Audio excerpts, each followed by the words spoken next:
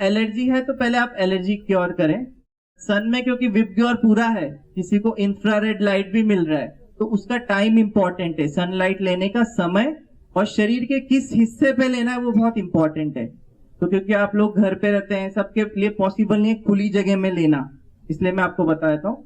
Ideally जो गर्मियों का सीजन होता है, अभी जैसे गर्मियां चालू हैं, इसमें आप सुबह की सनलाइट में भी विटामिन डी ले सकते हैं, सुबह 6 से 8:30 9 बजे सवेरे, अर्ली मॉर्निंग सनलाइट, क्योंकि वो भी बहुत गर्म रहती है। और सर्दियों का जब मौसम आता है, ठंड का जब मौसम होता है, तो उसमें जो आइडियली आपको 20 मिनट्स बैठना है वो दोपहर में 11 से 1-2 बजे के बीच। इस टाइम अल्ट्रावायलेट 2 रेडिएशन मैक्सिमम होती है जब मौसम ठंडा है, तब उसमें आपको एक्सपोज क्या करना है, पैर, हाथ, और सबसे अच्छा हिस्सा है कमर। अगर आप बैक को ओपन रख के घर के अंदर कुछ ऐसी जगह जहां पर्सनली आप अकेले रह सके और धूप में आप बैठ सके, प्राणायाम कर लीजिए, तो ये हिस्से से विटामिन डी का एब्जॉर्प्शन और फॉर्मेशन बॉडी में जल्दी होता है। तो अब हम आते हैं नेक्स्ट। अब डाइट प्लान एक बार समझ लेते हैं, क्योंकि हम डाइट पे ही चल रहे हैं, तो इसी टॉपिक को कवर करते हैं। आगे हम और थेरेपीज के बारे में बात करेंगे।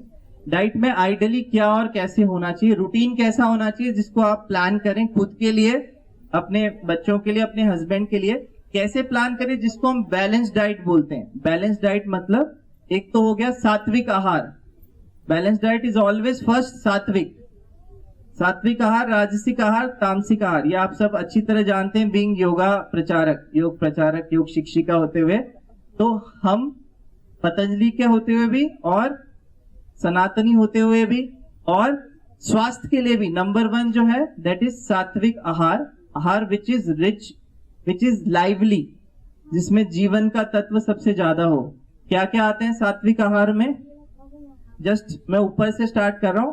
सबसे पहले ताजे फल और सब्जियां, ताजे सब्जियां, जो भी सीजनल वेजिटेबल आ रही है आपके आसपास में, ताजे फल जो आ रहे हैं सीजनल, रीजनल, आपके घर के आसपास फल और सब्जियां हो गए। इसके अलावा और क्या क्या, दालें, जो भी दालें आपके एरिया में होती हैं, सारी दालें, कुलथ की दाल बहुत न्यूट्रिशियस है, मूंग की दाल सबसे अच्छी है, दाल मोठ, मसूर की दाल, ये सब दालें, और वो भी छिलके वाली दालें ज्यादा अच्छी रहती हैं बजाय कि पॉलिश्ड। कोई भी चीज पॉलिश्ड रहती है ना, चावल हो, दालें हो, उसका जो कोट रहता है, मान लीजिए चावल के बारे में बात करें, चावल का जो ऊपर की कोटिंग रहती है, आपके नेपाल में एक लोकल चावल आता होगा, देहाती चावल, जैसे हमारे बिहार में रहता है साठी चावल बोलते हैं उसको, मोटा चावल रहता है। अब इसकी चावल की जो कोटिंग रहती है उसमें ज्यादातर न्यूट्रिशन रहता है, उसमें B12 रहता है, विटामिन B12, उसमें फाइबर रहता है, उसमें आयरन रहता है। जब चावल की प्रोसेसिंग होती है, पॉलिशिंग होती है, उसको सुंदर बनाया जाता है। बेसिकली चावल को लंबा बना दिया, सुंदर बना दिया, अब मार्केट में बोला ये बासमती चावल है, जल्दी पकेगा। अब इसमें क्या बचा, एक्चुअली न्यूट्रिशन इसका कम हो गया, सिर्फ ग्लूकोज रह गया। ग्लूकोज क्या है, कार्बोहाइड्रेट है जो आपको चाहिए ताकत के लिए, पर सिर्फ ग्लूकोज रह गया, उसके साथ साथ जो न्यूट्रिशन आना था वो नहीं रहा। समझ रहे हैं आप? तो राइस से मैं इसलिए बता रहा हूं अनपॉलिश्ड, ताजा सब्जियां, ताजा फल, दालें छिलके वाली ज्यादा अच्छी हैं, जो भी सीजनल है। उसके अलावा हमारा अब आता है हमारा सारे अन्न में आ गए हमारे चावल, गेहूं, मक्का, रागी, है ना, चना, जौ, बार्ले, जौ, ज्वार, इस तरह से जितने मिलेट्स है हमारे, मिलेट्स लोकल, ट्रेडिशनली हम लोग क्या खाते हैं हिंदुस्तान में, नेपाल में क्या खाते हैं, मिलेट्स। मिलेट्स में अभी देखिए गेहूं, चावल और मिलेट्स में क्या फर्क है। आजकल आपने भी सुना होगा, सारे डॉक्टर्स बोल रहे हैं, कुछ स्वामी जी भी रोजाना बताते हैं कि रागी को इंक्लूड करें डाइट में, जौ ज्यादा लें जिसको किडनी की समस्या है, बीपी की समस्या है। तो मिलेट्स में क्या स्पेशल है जो उनको गेहूं चावल से अच्छा ग्रेन बनाता है। ताकत तो गेहूं भी दे रहा है आपको, 2 रोटी खा रहे हैं गेहूं की, वो भी ताकत दे रही है। आप जौ की रोटी खा रहे हैं, ताकत तो वो भी दे रहा है, ग्लूकोज आपको, है ना। पर क्या डिफरेंस है कि हमें ज्यादा करके मिलेट्स या गेहूं चावल के अलावा ग्रेन्स लेने चाहिए। एक सिंपल सा मैं आपको उसका आंसर दे देता हूं कि जो गेहूं है इसको जेनेटिकली मॉडिफाइड काफी किया गया है, गेहूं और चावल, क्योंकि पूरी दुनिया में आप देखें मुख्य दो जो फूड कंटेंट हैं वो है गेहूं और चावल, है ना। तो भारत में भी जैसे एक समय आया था जब बहुत ज्यादा मतलब भूखमरी हुई थी भारत की सरकार बनने के कुछ सालों बाद, तब फूड रिवॉल्यूशन लाया गया। फूड रिवॉल्यूशन में कि हर जने को उसको खाना मिल सके, तो उसके लिए सबसे ज्यादा क्या प्रोड्यूस किया गया, गेहूं और चावल। और एक एक गेहूं के कण में अब क्या है, ग्लूकोज का मात्रा जेनेटिकली मॉडिफाई करके काफी बढ़ा दिया गया है। तो अभी पूरी दुनिया में लगभग जो है ये गेहूं और चावल ऑर्गेनिक नहीं है, ऑर्गेनिक को मॉडिफाई करके उसको हाइपर बनाया गया है। तो एक गेहूं के दाने में हो सकता है पहले आपको दो मतलब कुछ कैलोरी मिले, मान लीजिए फॉर एग्जांपल 1 कैलोरी मिले, उसी में अब गेहूं के दाने में एक में 4 कैलोरी हो गई जेनेटिकली मॉडिफाई करने के बाद। समझ रहे हैं आप, एग्जाम्पल बता रहा हूं मैं। तो इसी तरह से चावल को भी किया गया है। तो अब व्हाइट पॉलिश्ड राइस आप खा रहे हैं तो उसमें सिर्फ आप ग्लूकोज दे रहे हैं, छिलके वाला आप मोटा चावल खा रहे हैं तो उसमें ग्लूकोज के साथ विटामिन, मिनरल्स एंड फाइबर जो कि बहुत जरूरी वो भी दे रहे हैं। तो ये चीजें हमारे जो मिलेट्स हैं इसमें नेचुरली उपलब्ध है, क्योंकि मिलेट्स लोकल ग्रेन्स थे। मान लीजिए रागी है, इंडिया में देखें तो रागी कहाँ ज्यादा मिलता है, महाराष्ट्र में, है ना, कर्नाटक में, उस बेल्ट में रागी ज्यादा नेचुरली ग्रो होता है। रागी छोटे छोटे दाने के रूप में, रागी का आटा भी वहां ज्यादा बनता है। समझ रहे हैं आप। तो ये लोकल ग्रेन है, रीजनल ग्रेन है, हर जगह उपलब्ध नहीं था और इसको बढ़ाया भी नहीं गया। इसका कैलोरीफिक वैल्यू थोड़ी कम है, ग्लाइसेमिक इंडेक्स इसका कम है, धीरे धीरे पचता है, मतलब धीरे धीरे ब्लड में ग्लूकोज बढ़ाता है रागी। कोई भी मिलेट में एग्जांपल बता रहा हूं, तो इसलिए दैट इज बेटर देन गेहूं और चावल। आजकल जो हम सब में क्या कमी है, हमारी जो ज्यादातर बीमारियां हो रही है, हमारे को कैलोरीज की कमी नहीं है, हमारे को विटामिन मिनरल्स की कमी है, जिससे बीमारियां ज्यादा हो रही है। तो we are over nourished but under nutrition.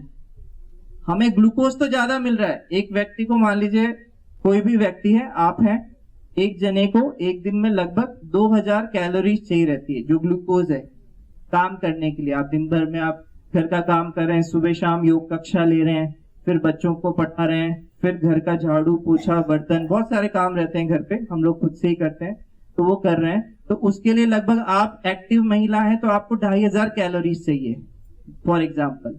और जो सेडेंट्री लाइफ जी रहे हैं, कोई कोई लोग होते हैं जो सुबह लेट उठ रहे हैं, घर पे ही है, रेडी होके बस रेस्ट कर रहे हैं, टीवी देख रहे हैं, ज्यादा फिजिकल एक्टिविटी नहीं है। बहुत सारी महिलाएं आप नहीं देखी होगी जो बीमार होते हैं, उनका क्या कंफर्ट जोन में रहते हैं और एक्टिविटी बिल्कुल नहीं करते, खाना 3, 4, 5 बार लेते हैं, सुबह नाश्ता करेंगे, फिर 3 घंटे बाद लंच करेंगे प्रॉपर, फिर इवनिंग में स्नैक्स लेंगे 5-6 बजे, फिर रात को 8-9 बजे फिर डिनर करेंगे, फिर रात को दूध पियेंगे, है ना। आप सोचे 5-6 बार खाना खा रहे हैं पर वो एक्टिविटी और एक्सरसाइज कैलोरी बर्न तो कर नहीं रहे हैं, और दिन भर में कैलोरी ले रहे हैं 4000। इंडिया में तो एक स्टडी हुई थी, उसमें ये बताया गया था कि कैलोरीफिक वैल्यू बहुत ज्यादा है पर विटामिन मिनरल्स ऑलमोस्ट सब डेफिशिएंट।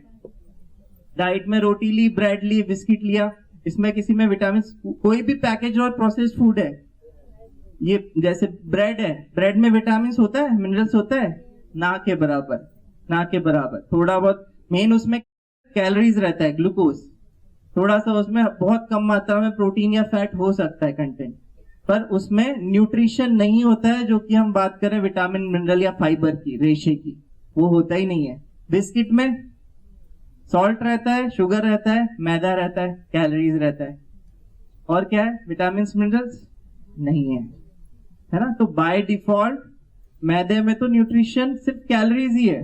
आटा है, रिफाइंड आटा, उसमें सिर्फ क्या बचा है, सिर्फ कैलोरीज, बाकी तो सब चीज चोकर में निकल गई। उसका जो फाइबर था वो, उसका विटामिन था, उसका मिनरल्स था, आयरन कंटेंट था, सब बचा ही नहीं। तो इसलिए पॉलिश्ड चीजें आइडियली व्हाइट राइस, गेहूं का आटा सिर्फ नहीं लेना चाहिए, हमें उसमें ऐड करना चाहिए जो भी सीजनल ग्रेन्स हैं वो सारा। तो that becomes a complete diet, सात्विक आहार, जिसमें ग्रेन्स हो गए अलग अलग तरह के, सीजनल, रीजनल। जैसे इंडिया में हम लोग अभी गर्मी का मौसम है, जौ हम अच्छे से यूज करते हैं, जौ कूलिंग है, बॉडी के लिए ठंडा है, यूरिनेशन के लिए अच्छा है, यूरिन को स्ट्रॉन्ग करता है, यूरिनोजेनेटल सिस्टम को, ब्लड प्रेशर को कम करता है बाय डिफॉल्ट। ओके, इसी तरह से हमारा सर्दी का मौसम आता है तो बाजरा, बाजरे की रोटी, मक्का, इस मक्के की रोटी ठंड के मौसम में हम लोग ये लेते हैं बाय डिफॉल्ट इंडिया में, है ना। तो इसी तरह से सीजनल के अकॉर्डिंग भी हमारी डाइट मॉडिफाई होती है। इसीलिए आयुर्वेद में बताया गया है स्वास्थ्य वृत्त जो है उसमें ऋतुचर्या मतलब सीजनल के अकॉर्डिंग आपकी लाइफस्टाइल। अकॉर्डिंग टू आयुर्वेद हमारी 6 ऋतु होती हैं। 6 साल भर में 12 महीने हैं, उसमें 6 ऋतु है। तो एक ऋतु लगभग 2 महीने चलती है, 2-2.5 महीने। तो हमारी 6 ऋतु है। तो हर जो फूड का कंटेंट होता है हमारा इवन, तो वो हमारी ऋतु के अनुसार प्लान्ड होना चाहिए। उसके अलावा हो गया दिनचर्या और रात्रिचर्या। दिन भर का आपका जो रूटीन है वो, और नाइट का रूटीन, सोने टाइम पे सोने उससे पहले तक का रूटीन क्या करना है। तो अब हम चलते हैं डाइट के साथ एक लाइफस्टाइल पे समझने पे। Basic idea holistic. कम काम करने वाले को 1000 से 1500 मैक्सिमम 2000 आप काउंट रखें। 2000 में आप नॉर्मल एक्टिविटी, जिसको हम सेडेंटरी लाइफस्टाइल बोलते हैं, कि हम सिर्फ थोड़ा बहुत नहा रहे धो रहे हैं, थोड़ा घर का हल्का फुल्का काम कर रहे हैं, हल्का फुल्का चल रहे हैं, ज्यादा वॉकिंग नहीं है आपकी, या फिर योग नहीं कर रहे हैं आप, एक्सरसाइज बिल्कुल नहीं कर रहे हैं, तो आपको 2000-2500 से ज्यादा कैलोरी चाहिए ही नहीं, है ना। कैलोरी आपको खाने को पचाने में भी चाहिए रहती है, सांस लेने में भी कैलोरी चाहिए रहती है। हम सांस ले रहे हैं ना, तो उसमें भी हमें कार्बोहाइड्रेट चाहिए, ग्लूकोज चाहिए। तो नॉर्मल फिजियोलॉजिकल एक्टिविटी जो शरीर बाय डिफॉल्ट कर रहा है वो सब कैलोरी से ही हो रहा है। तो इसीलिए कैलोरी तो हमें चाहिए। और इसमें 3 कंटेंट आपको सबको पता है। डाइट के मेन कंपोनेंट्स क्या होते हैं? पहला होता है कार्बोहाइड्रेट। कार्बोहाइड्रेट जो सबसे ज्यादा चाहिए रहता है शरीर को, जो दिन भर में जो हम कैलोरीज की बात कर रहे हैं कि 2000 या 2500 कैलोरीज चाहिए, तो ये कार्बोहाइड्रेट होता है। ये किस में मिलता है? गेहूं, चावल या ग्रेन्स, कोई भी हम रागी, जौ, ज्वार, बाजरा, कुट्टू, सिंघाड़ा, इन सब जो आटे की आप रोटी बना रहे हैं या खिचड़ी बना रहे हैं आप, दाल चावल की खिचड़ी, इनमें क्या रहती है? Main carbohydrate. या फिर फलों में जैसे केला सबसे ज्यादा रिच सोर्स है कार्बोहाइड्रेट का। ऐसे आम में बहुत अच्छी मात्रा में ग्लूकोज एंड फ्रक्टोज, वो आपको एनर्जी दे रहा है, ठीक है। कार्बोहाइड्रेट फर्स्ट है। Second is fat. फैट भी आपको रेगुलर में डेली में चाहिए। ऐसा कभी नहीं कि मोटापा हो गया तो फैट ही नहीं खाना है, घी नहीं खाना है। तो फैट किस में मिलता है आपको? दूध, दही, घी, सबसे ज्यादा घी में, है ना। इवन हमारे नट्स, अखरोट, बादाम, नारियल, कोपरा, है ना। इसके अलावा चीज, तो पनीर मैंने बताई थी, चीज और पनीर, इन सब में क्या भी मिलता है हमें? फैट। और इन्हीं में थर्ड होता है हमें फैट भी हमें कम मात्रा में रोजाना चाहिए रहते हैं। हेल्दीएस्ट फैट कैसे है? कॉमनली आप सोचें, जैसे घी, आपने देसी गाय का घी सुबह दोपहर शाम चपाती में या आपने राइस में थोड़ा सा दाल में डाल के लिया, तो ये आपका फैट, हेल्दी फैट जो आपकी बॉडी को मिला, जिससे आपकी स्किन अच्छी रहेगी, शाइन रहेगी, आपके अंदर के मेटाबॉलिज्म अच्छा चलेगा, हेयर फॉल नहीं होगा, ड्राइनेस नहीं आएगी स्किन में। फैट भी जरूरी है। तो अपना पतंजलि का एक्स्ट्रा वर्जिन कोकोनट ऑयल आता है, हेल्दी फैट। नारियल का जो तेल है, कोल्ड प्रेस कोकोनट ऑयल, सबसे बेस्ट हेल्दीएस्ट फैट है। इसको आप ले सकते हैं। हम लोग बताते हैं जिसको फैट की मतलब बॉडी में ड्राइनेस ज्यादा होती है, उसको हम हेल्दी फैट देते हैं। एक ढक्कन नारियल तेल सुबह गुनगुने पानी से दे देते हैं। या अपना घृत, पतंजलि के तो अपने कई प्रकार के घृत आते हैं। घी मेन तो अपना पतंजलि का घी है ही, तो देसी गाय का घी, ओके। तो इससे फैट कंटेंट हमारा मिल जाता है। बाकी तेल सबसे अच्छा कौन सा है? तेल भी चेंज कर करके यूज करें। कोल्ड प्रेस, कोई भी तेल हो, रिफाइंड ऑयल सबसे नुकसान करता है किसी भी प्रकार से, वो रिफाइंड। अगेन पॉलिशिंग, हमने डिस्कस किया पॉलिशिंग। वैसे रिफाइंड ऑयल में क्या है? सिर्फ उसको हल्का कर दिया है पकाने के लिए, उसके सारा न्यूट्रिशन निकल गया है बाय डिफॉल्ट।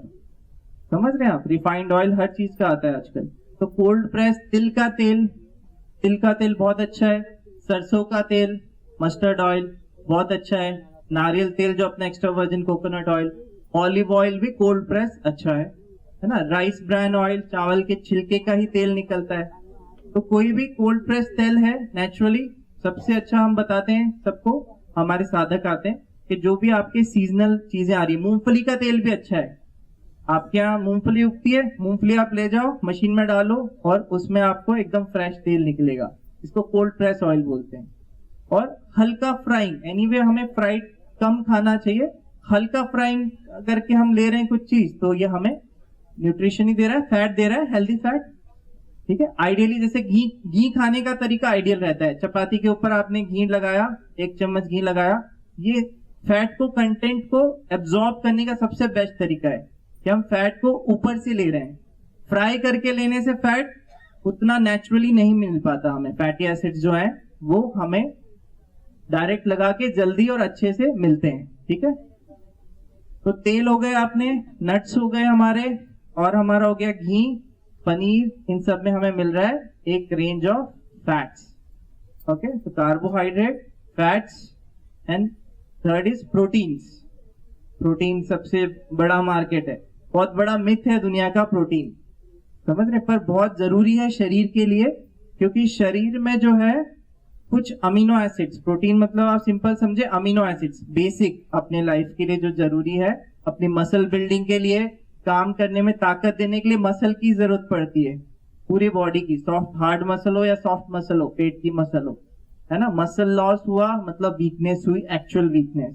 तो प्रोटीन बॉडी बिल्डिंग ब्लॉक्स होते हैं, और प्रोटीन प्रचुर मात्रा में, आइडियली कितना प्रोटीन चाहिए रहता है एक व्यक्ति को, 1 gram of healthy weight of a person.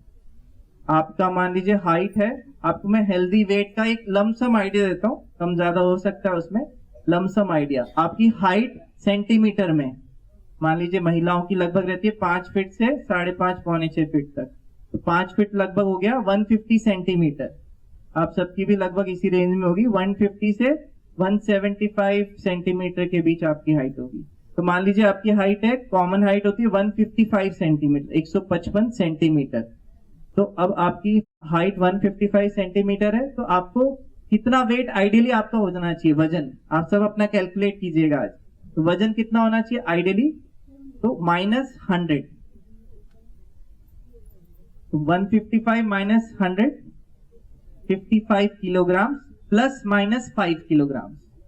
Females पे हम +5 लेके चलते हैं, क्योंकि फीमेल्स में फैट डिपोजिशन मेल्स के कंपैरेटिवली ज्यादा होता है, खासकर सेंट्रल बॉडी में, तो हम इसलिए 5 किलो हम ज्यादा मानते हैं। तो लगभग 60 किलो, 155 हाइट है, तो 60-62 तक वजन हो तो ठीक है, उम्र के साथ थोड़ा ज्यादा भी होता है।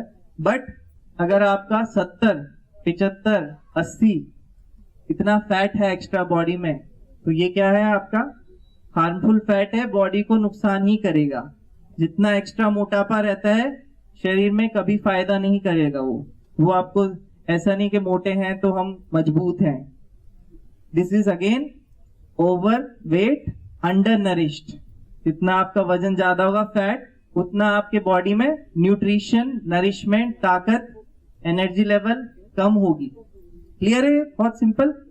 तो आप इससे अपना फैट कैलकुलेट करें। इसके बाद रहता है बोन मास, रहता है मसल मास, रहता है। बोन तो बाय डिफॉल्ट जेनेटिक रहता है, आपकी हड्डियां कितनी मजबूत है, कैल्शियम ले रहे हैं, D3 है, वो तो अच्छा है, उसके कारण हड्डियां मजबूत रहती हैं, पर जेनेटिक फैक्टर भी रहता है, आपके पेरेंट्स की कैसी थी, लगभग उसी से उसका कंपोजिशन की वेट रहता है, वेट। ये बोन मास आपका ज्यादा है वजन बोन का, या बोन आपकी थोड़ी कमजोर है, कम है उसका, ठीक है, ये डिफर करता है। फीमेल्स में खासकर मेनोपॉज के बाद, आप सब फीमेल्स हैं, जब आपके मेंस्ट्रुएशन साइकिल स्टॉप हो जाती है, उसके बाद धीरे धीरे बोन मास डेंसिटी कम होती है। तो फीमेल्स के लिए कहा जाता है जितना कैल्शियम एब्जॉर्ब करना है वो आपको 12 वर्ष की उम्र से, मतलब बचपन से लेके 45-50 के अंदर आपको कैल्शियम और विटामिन D3 मेंटेन करना है। तो उससे आपको 50 के बाद, मेनोपॉज के बाद, ज्यादा हड्डियां खोखली नहीं होगी, ज्यादा ऑस्टियोपोरोसिस, ऑस्टियोपेनिया नहीं होएगा, हड्डियां मजबूत रहेंगी। तो आप लोग सब कैल्शियम जरूर अपनी डाइट में लें, कैल्शियम ये भी माइक्रोन्यूट्रिएंट है। और एब्जॉर्प्शन कौन सा होता है, जैसे छाछ में हम कैल्शियम बहुत है छाछ में। हम अपने यज्ञ, अभी पूज्य स्वामी यज्ञ देव ने बताया आपको, यज्ञ की जो भस्म बचती है, इसमें भी कैल्शियम अच्छे मात्रा में है, और ये पानी को अल्कलाइन भी करती है। हम चुटकी भर भस्म जो है, 2 चुटकी आपने एक पानी में डाली तो it becomes N alkaline water. शरीर के लिए बहुत अच्छा ही है, आपकी हड्डियों के लिए भी अच्छा है। और आपके पेट के लिए भी अच्छा है कि एसिडिटी गैस ट्रबल को आपको बचा रहा है। ठीक है, तो यज्ञ आप जब कर रहे हैं तो उसकी भस्म को भी आप संभाल के रखें। इसको आप आपकी इन्फेक्शंस पे भी लगा सकते हैं, स्किन में की एलर्जी है, घी के साथ, एलोवेरा जेल के साथ, या इसको आप चुटकी भर जग के पानी में डालकर खुद भी ले सकते हैं, कोई दिक्कत नहीं। ज्यादा नहीं डालना है, कम मात्रा में। Micro, it's a nano medicine, बहुत कम मात्रा में ये ज्यादा काम करता है। क्लियर? ठीक है, तो हम बात कर रहे थे कैल्शियम की। तो कैल्शियम फीमेल्स को आपको खासकर अच्छे से लेना चाहिए 45 तक। 45 के बाद जो हम कैल्शियम सप्लीमेंट लेते हैं वो किसी काम के नहीं होते। वो आपके गॉल स्टोन, किडनी का स्टोन और गॉल ब्लैडर का स्टोन, या हार्ट में ब्लॉकेजेस, ये सब बनाते हैं। तो बाहर का कैल्शियम का यूज नहीं है, क्योंकि कैल्शियम एब्जॉर्ब होता है vitamin D3 and vitamin K2 के कारण। तो विटामिन D3 की कमी है बॉडी में, आप धूप में बैठ नहीं रहे और कैल्शियम की गोली खा रहे हैं, तो वो कैल्शियम आपको नुकसान करेगा। समझ रहे हैं आप इस चीज को? ऐसे आयरन की भी आप गोली खा रहे हैं, गोली से आयरन, अगर आप एक्टिविटी नहीं कर रहे हैं, आपका पेट साफ नहीं है और आप सिर्फ आयरन का सप्लीमेंट ले रहे हैं, अपना पतंजलि का आता है लोहा सव सिरप आता है, पतंजलि का लोहा सव, और हीमोग्रिट करके अभी नई टैबलेट है हीमोग्रिट फॉर एनीमिया। तो उससे सिर्फ नहीं हो जाएगा, जब तक आप एक्टिविटी बॉडी की नहीं है, कोई भी न्यूट्रिशन अपनी आते हैं एब्जॉर्ब ही नहीं करेंगी। आप टैबलेट खाएंगे वो वैसे के वैसे निकल जाएगी, उसका कोई यूज ही नहीं है। तो हर चीज जो है वो जुड़ी हुई है अपने पाचन सिस्टम से। आपका आंतें कितनी मजबूत है, कितनी जल्दी पचा रही है, और आपके बवल कितने साफ हैं। सुबह सुबह आपको आइडियल, आप जब टॉयलेट में बैठे ना, तो आइडियली आप लेडी हैं, आपका 3 से 7 मिनट, 3 से 7 मिनट, उससे ज्यादा समय लग रहा है तो सिस्टम में गड़बड़ है। या तो आप ज्यादा चिकनाई खा रहे हैं, ज्यादा कार्बोहाइड्रेट खा रहे हैं, या एक्टिविटी बिल्कुल नहीं कर रहे हैं जितना शरीर को चाहिए। तो इनपुट को कार्बोहाइड्रेट में, आउटपुट को बैलेंस करना जरूरी है। नहीं करेंगे तो डे टू डे आप वेट गेन करते जा रहे हैं। आप योग में क्या कर रहे हैं, एक घंटे योग कर रहे हैं, लगभग हम बर्न कर रहे हैं 200 से 500 calories, 200 to 500 calories in 1 hour. जब हम सूर्य नमस्कार करते हैं तो लगभग एक सेट सूर्य नमस्कार 12 जो हम आसन करते हैं उसमें हमारी लगभग 12 कैलोरीज बर्न होती है, 12 कैलोरीज एवरेज जो कैलकुलेशन है। क्लियर है? तो हर फिजिकल एक्टिविटी कर रहे हैं उसमें हम कैलोरीज को यूटिलाइज कर रहे हैं। तो कार्बोहाइड्रेट, फैट, प्रोटीन, इसके बाद होता है विटामिन एंड मिनरल्स, जिसको हमने स्टार्टिंग में लिया था आपका विटामिन मिनरल्स। विटामिन ए जो बीटा कैरोटीन होता है, जैसे गाजर में विटामिन ए सबसे अच्छा सोर्स क्या है, गाजर है ना, चुकंदर, वैसे हमारे आंवला में, सब में होता है, पर इनमें ज्यादा कंटेंट होता है। इसकी तरह विटामिन ए मिल्क में भी होता है। विटामिन बी इंपॉर्टेंट है, बी कॉम्प्लेक्स है, बी में 12 है अलग अलग। तो B12 को, B6 को हम इंपॉर्टेंस देते हैं, B12 ज्यादा कमी होती है इसलिए, क्योंकि और चीजें सब हमें भोजन में मिल जाती है बाय डिफॉल्ट, सबको सब चीज की कमी नहीं होती। B12 की हमें कम मिल पाती है, एब्जॉर्प्शन, बायो अवेलेबिलिटी उसकी कम है, तो इसलिए हमारी आंतों में भी कम एब्जॉर्ब हो रही है, तो इसलिए कमी ज्यादा आ रही है। ठीक है, तो ऐसे ही विटामिन हो गए। विटामिन डी हो गया, विटामिन ई मैंने बताया आपको बादाम में, अखरोट में, है ना। सेलेनियम, जिंक, माइक्रोन्यूट्रिएंट, मिनरल्स की बात कर रहा हूं। तो जैसे माइक्रोन्यूट्रिएंट हमें अखरोट, बादाम में, दालों में, सब में मिल रहे हैं, सब्जियों में, पर खासकर जैसे मशरूम हेल्दी होते हैं, फंगस से नेचुरली उगता है, तो मशरूम में हमें प्रोटीन भी मिल रहा है एंड साथ में मिल रहा है हमें सेलेनियम, जिंक, माइक्रोन्यूट्रिएंट, जो हमारे नसों का संचारण को मेंटेन कर रहे हैं, हमारा जो नसों की स्ट्रेंथ दे रहे हैं, उसकी माइलिन शीट को ग्रो कर रहे हैं। तो healthy protein, healthy vitamin, minerals, ये भी जरूरी है। तो आइडियल डाइट हम बात कर रहे थे, तो आपको एक बेसिक आइडिया हो गया डाइट का, सात्विक आहार क्या है। उसके बाद कंटेंट्स क्या है डाइट के, ओवरऑल कंटेंट, सबसे ज्यादा हमें कार्बोहाइड्रेट चाहिए, जो कैलोरीज है 2-2.5 हजार कैलोरीज हर व्यक्ति को चाहिए, हम पर उससे ज्यादा लेते हैं कैलोरीज। जो ज्यादा कैलोरीज होती है वो क्या कन्वर्ट होती है, फैट में। मान लो मेरे को 2 रोटी खानी चाहिए मेरी बॉडी के हिसाब से, जो मैं एक्टिविटी कर रहा हूं, पर मैं 4 रोटी खाऊंगा तो क्या होएगा, डेली 4 रोटी खाऊंगा, मैंने अपनी भूख अंदर से नहीं है, इच्छा, टेस्टी है फूड, खाना अच्छा है, स्वादिष्ट है, चलो और खा लो, शौक में, मेरी काउंटिंग नहीं है उसमें, तो 4 चपाती खाऊंगा रोज, क्या होएगा, फिर कैलोरी मेरे को जितनी चाहिए, मान लीजिए 50 कैलोरी चाहिए मेरे को, 100 मिल रही है, तो 10 दिन में अगर मैंने एक्सरसाइज ज्यादा नहीं की, 4 रोटी खा ली और योग मैंने 1.5 की जगह 2 घंटे नहीं किया तो वो मेरा वजन बढ़ाएगी। वो जितना एक्स्ट्रा कैलोरीज है कार्बोहाइड्रेट वो कन्वर्ट हो जाती है बॉडी के फैट में, जो हार्मफुल फैट है पेट में, थाइज में, गले पे ये फैट रहता है, नुकसान करता है, इसमें कन्वर्ट हो जाता है।